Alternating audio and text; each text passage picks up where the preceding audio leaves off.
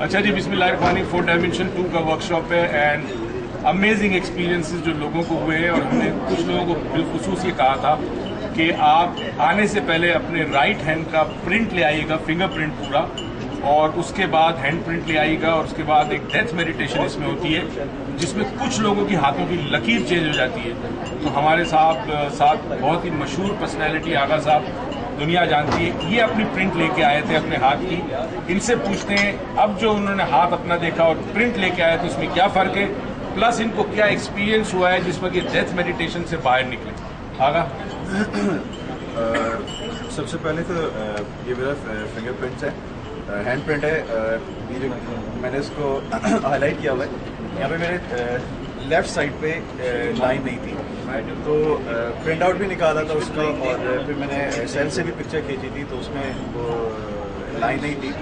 और जब हम लोग डेथ मेडिटेशन में गए थे तो मैंने हज़रत ईसा अलैहिस्सलाम को देखा था और मैंने अल्लाह से ये दुआ मांगी थी कि अल्लाह ताला मुझे रूहानियत बख्शे और मुझे हीलिंग पावर दे कि मैं उम्मत मुसलमान की मदद कर सकूँ। कोई भी तकलीफ़ हो तो उस तकलीफ़ को मैं कर सकूँ, वो तकलीफ़ मुझे दे दे, ये मैंने अल्लाह से दुआ मांगी थी।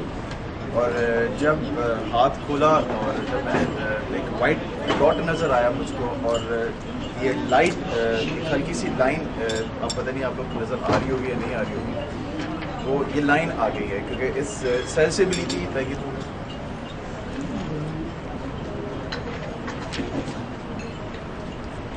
हल्की सी लाइन है, ये अभी आई है।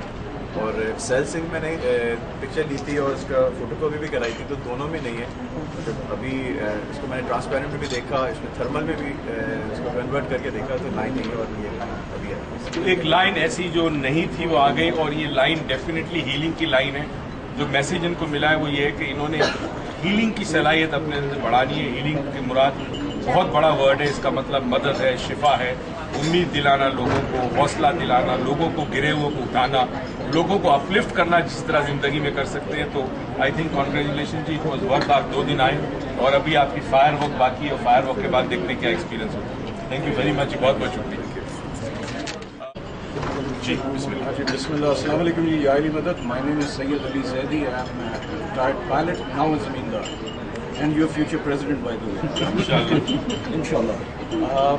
मुझे जो एक्सपीरियंस हुआ है वो आज से नहीं 22 तारीख से है। जो 1 जब मैंने किया था हफ्ते पहले, उस वक्त मेडिटेशन में कुछ आइडियाज़ आए थे जो इम्प्लीमेंट किए और apparently it was quite a bomb, चल पड़ा। आज के जो मेरे एक्सपीरियंसेस हैं वो 2 हुए हैं। एक एक्सरसाइज जो सर ने करवाई, मुझे सिर्फ रबिंग याद रह गया, बाकी आई डोंट नो उसका नाम क्या था। उसमें I had a clear picture of मेरे अजीज हमवतनों, एंड टेस्ट मेडिटेशन के दौरान मैंने अपनी लाइट में, अपने हाथ में एक रिमार्केबल लाइट देखी थी, और जिस वक्त दोबारा हाथ रोशनी में देखा तो उसमें से कुछ कलर्स थे जो कि टुवर्ड्स रेडनेस थे, लेकिन मैं उन्हें डिफाइन नहीं कर सकता क्योंकि मैंने अपनी ज़िंदगी में वो रंग पहले नहीं देखे।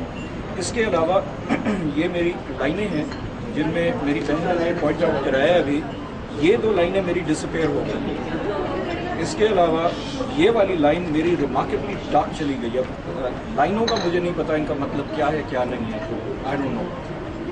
ये मेरा एक्सपीरियंस है। आगा साहब की लाइन नहीं थी, आ गई। इनकी 2 लाइनें थी जो डिसअपेयर हो गई। डेफिनेटली इनको हम बताएंगे, समझाएंगे क्या चीज़, और एक डार्क भी हो गई है सर जी। एक लाइन डार्क हो गई है। बताना ये था कि डेथ मेडिटेशन के अंदर आप अपने जिस्म से, अच्छा आपकी आउट ऑफ बॉडी एक्सपीरियंस भी हुआ है, आप अपने जिस्म से बाहर भी निकले। हम आपको सिखाते हैं कि आप अपनी, आम लोग इसको रूह कहते हैं, हम इसे एस्ट्रल प्रोजेक्शन कहते हैं। आप अपने जिस्म से अपनी रूह को बाहर निकालते हैं और वो फिर बारगाह इलाही में जाती है, और वहाँ से अल्लाह ताला से कुछ चीज़ें अल्लाह देता है, अता करता है, और इंसान लेके आता है। इन्होंने आउट ऑफ बॉडी एक्सपीरियंस किया, बहुत सारे लोगों ने किया, और हाथों की लकीर चेंज होना एक अजीब व गरीब फिनोमेना है। सुनते थे हम, मगर ये वाकई इस वर्कशॉप में होता है। Thank you very much and wish you all the best. Thank you sir. 4th dimension 2 में जब ये एक्सरसाइज की कि अपने एंसेस्टर्स को देखना होता है, तो मुझे अपने फादर की तरफ से जो 3rd जनरेशन मेरे दादा होंगे, जब मैं उनको देखा तो मेरे हाथ में इस जगह बहुत सिवियर तकलीफ हुई थी। एकदम लगा कि कोई बहुत मोटी सी सुई चुभी है, और मैंने सोचा पता नहीं क्यों कुछ और, तो मुझे पता दिखानी यही दी गई एक चीज़ तकलीफ। तो मेरे फादर जो पाकिस्तान में होते भी नहीं है, मैंने लंच ब्रेक में उनको कॉल की और उनसे पूछा। तो जब उनसे पूछा तो उन्होंने कुछ उनको ख्याल आया। पहले तो उन्होंने मुझे कहना कि बेटा मुझे याद नहीं, फिर he called me back again and he said कि मेरे जो परदादा थे उनको वो सांप के काटने से मरे थे और सांप ने उनको रिस्ट पर इसी जगह काटा था। नाज़रीन, this is shocking. Third generation में ये इनको एक्सपीरियंस हुआ यहाँ पे किसी चीज़ के चुभने का। अपने फादर से कंफर्म किया, फादर को याद आया कि इनके जो दादा थे उनको सांप ने यहाँ काटा था। अब आप देखें, लोग समझते हैं imagination, this is not, this is true. आप वाकई जनरेशन में जाते हैं और वाकई वहाँ से इंफॉर्मेशन आती है। आज मेडिकल साइंस कहती है कि ये फला बीमारी अगर आपके माँ बाप को थी तो आपको आ सकती है। तो हम रूहानी तौर पर ये कहते हैं कि 7 जनरेशन तक आपके आबा व अजदाद में से ना सिर्फ बीमारी आती है बल्कि स्किल्स आती हैं, उनके ट्रॉमाज आते हैं, उनका इल्म आता है। अगर वो नेक थे, इबादत थे, तो वो आपको भी विरासत में उनकी नेकियों की वजह से आपको बरकतें मिलती है। तो अगर आपके आबा व अजदाद नेक थे तो डेफिनेटली उसका फ़ायदा आपको होता है। ये अमेजिंग एक्सपीरियंस है। आज हमने चाहा इसको रिकॉर्ड कर लें ताकि हमेशा के लिए हमारे पास महफूज रहे। Thank you mister Ali, thank you very much जी। अच्छा, दिखाइएगा। Assalamualaikum, I'm Fahad. I'm a CFA candidate. After that meditation, I had previous scan, and this line has been disappeared, and new line have been intervened from here. Very light line. If you see, there's no line like this, and I have a very minute line. New line have been grown up. पहले नहीं थी, कल तक नहीं थी, कल तक नहीं थी, आज आ गई है। अमेजिंग। और जब मुट्ठी खोली तो नजर आया, I felt heaviness a little bit and a little shady because I wasn't wearing my glasses. Right. Thank you very much. This is amazing. Thank you. Sir, very visible. पहले नाम बताओ अपना, समीरा जमशेद, क्या करती हो? House wife. समीरा, ये तस्वीर कब ली थी आपने? 2 दिन पहले ली थी। इसमें और आज डेथ मेडिटेशन के बाद क्या फर्क है? वेट कर रही है। I find some changes over.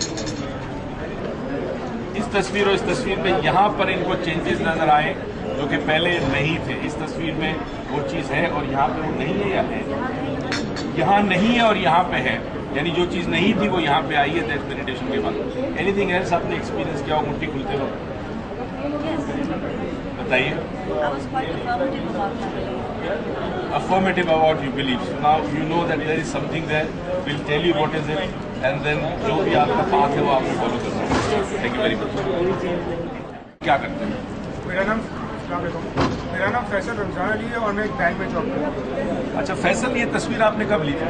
ये तस्वीर फ्राइडे ये तस्वीर इन्होंने ली थी और आज डेथ मेडिटेशन के बाद जो अजीब गरीब चीज़ है वो ये है कि इस तस्वीर में ये लाइन यहाँ पर ख़त्म हो जाती है। आप गौर से देखेंगे, ये लाइन आप यहाँ ख़त्म हो जाती है ना यहाँ पर, मगर यहाँ पर ये लाइन आ गई है, यहाँ तक आ गई है, जो कि इस तस्वीर में नहीं है।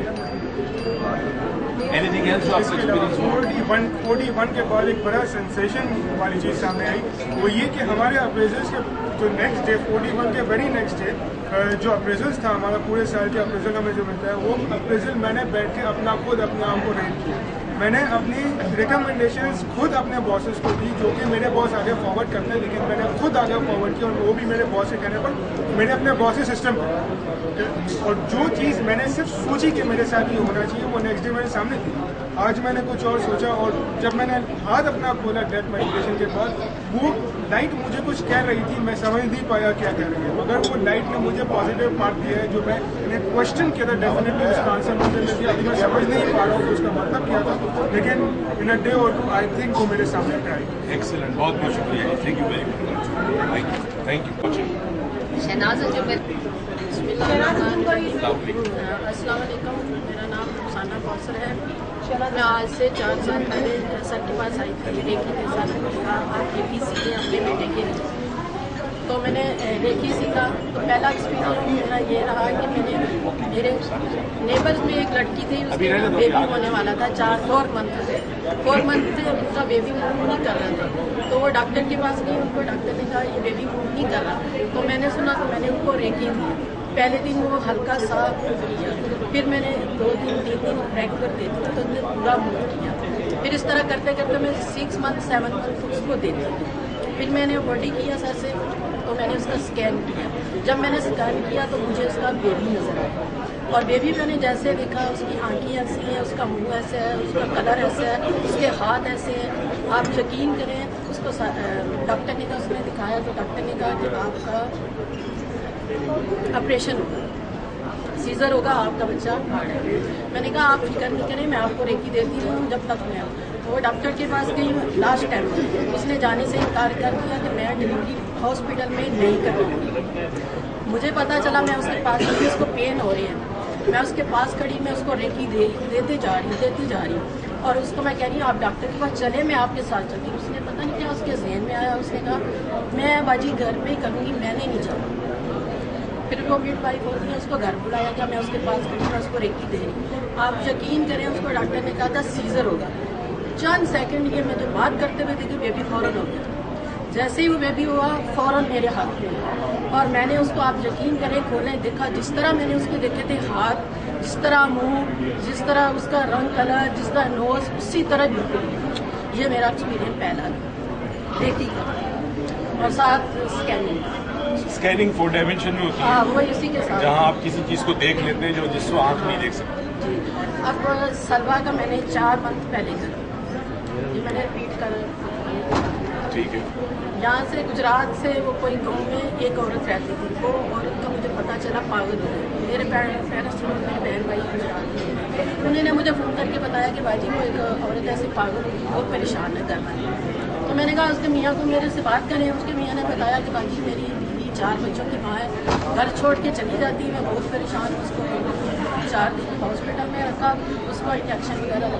मैंने कहा आप ऐसा करें, हॉस्पिटल से मत लाना, लेकिन उसको वो मेडिसिन दो जो सुकून की हो, इसके अलावा उसको कुछ नहीं देना, इंजेक्शन नहीं लगाने देना, तो वो पागल कर दें।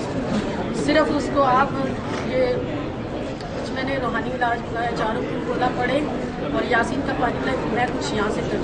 फिर मैंने 3 दफ़ा 4 दिन रेगुलर उसको सलवा कर दिया। सलवा में मैंने क्या देखा कि उसके ब्रेन के ऊपर एनाकोंडा पूरा उसके ब्रेन के, जैसे मैं पहले देखा तो मुझे भी इतना एक्सपीरियंस नहीं था पहले क्या है ये। जब मैंने वो देखा तो फिर मैंने उसका सीजर कर पूरा ब्रेन वॉश किया, फिर उसको 3 दिन में बैंडेज कर दी। वो आप यकीन करें बिल्कुल सही हो गया। फिर मैंने देखा, फिर मैंने उनसे फ़ोन करके पूछा, उन्होंने कहा जिस दिन पहले दिन आपने करा तो वो औरत रात भर से सोई रही। फिर दूसरे दिन मैंने करा, फिर फ़ोन करा, उन्होंने कहा आज भी आपको बाहर भागी नहीं है। ये तो वो अपने मियाँ को भी मारती थी, गालियाँ देती थी, बच्चों को इतनी गलीज थी, तो अजीब हरकतें करती थी, अपने कपड़े तक उतार देती थी। अच्छा, लगातार मैंने 4 दिन करते हैं, वो आज तक औरत बिल्कुल ठीक है, अपने घर में है। और मेरा नाम है, और मैं तकरीबन 6 साल से सर के वर्कशॉप वगैरह को ज्वाइन किया। उसका मकसद ये था कि मैं खुद पैरालाइज थी, सर्वाइकल, फ्रोजन, शर्डी का पेन, स्पाइनल कॉर्ड्स का डिस्टर्ब, सब कुछ था मुझे। यानी मैं एक माजूर की ज़िंदगी जिस तरह गुजारते हैं इस तरह गुजार रही थी।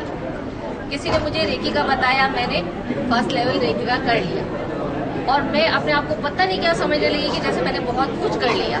फिर मैं सर के पास आई और मैंने कहा सर मैंने फर्स्ट लेवल किया है, मुझे और आगे करना है। तो सर ने मेरी बड़ी हौसला अफजाई की और कहा कि हाँ आप करें। मैंने 3rd लेवल रेकी का किया।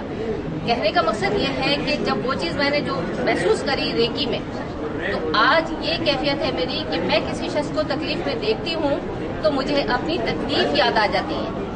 और इसी तरह यही जज्बा, यही हौसला मुझे यहाँ तक ले आया कि आज मैं अल्हम्दुलिल्लाह 6-7 साल से सर को ज्वाइन जिस दिन से किया है, मैं समझती हूँ शायद मैंने माशाल्लाह। और आप ये बताइए कि वो जो प्रॉब्लम थी आपको वो सारी खत्म हो गई? सब खत्म हो गई, आज आपके सामने कोई अपाज नहीं है, फ्रोजन शोल्डर नहीं है, कुछ भी नहीं है, कुछ भी नहीं है। और दूसरी चीज ये कि एक वर्कशॉप हो रही थी तो उसमें किसी ने मेरा ऐसे ट्रायल लिया और कहा कि मुझे बताओ कि मेरी बहू की यहाँ बेटी होगी या बेटा।